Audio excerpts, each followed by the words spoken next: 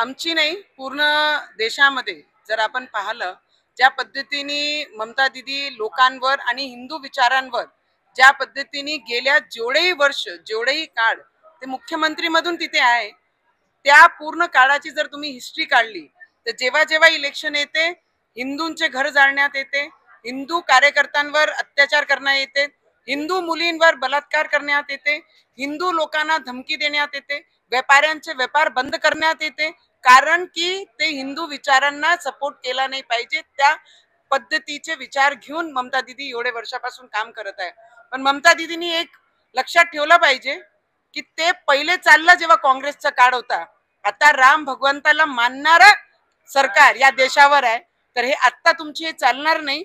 त्यांना वाटते की बांगलादेशमध्ये जसं झालं, हिंदू लोकांना तिथून हकलण्यात आलं, हिंदू लोकांवर अत्याचार झालं, त्याच पद्धतीने वेस्ट बेंगॉलमध्ये सुद्धा ते करण्यात पाहत आहे. पण ते तिथे फेल होणार आहे. जर गरज पडली तर आमचे सारखे लोक जे सनातनी धर्माला पुढे आणण्याचं काम करत आहे, विचारधारांना पुढे आणण्याचं काम करत आहे, जर आमची गरज पडली तर वेस्ट बेंगॉलमध्ये जाऊन ममता दीदीला त्यांची जागा दाखवण्याचे काम सुद्धा आम्ही करू. मी आपल्याला एवढंच सांगू शकते, कोण कोणते पक्षात येणार आहे. आणि राहिली गोष्ट उद्धव ठाकरेजींची, बोलते हैं ना, घमंड अच्छे अच्छे को सही रास्ते पे जाने से रोकता है, और उद्धव ठाकरे जी का घमंड इतना ज्यादा है कि उनको राम भक्त कभी डायजेस्ट नहीं होते. मला ते चांगलं आहे, जी पदवी लोक देतात प्रेमाने ते स्वीकारलं पाहिजे. आणि आम्हाला ज्या गोष्टीचा गर्व आहे ते आहेच. मग बॅनर वर असो की बॅनर चे नंतर असो की बॅनरचे आधी असो, ते तर लोकांना माहितीच आहे आम्ही काय म्हणून.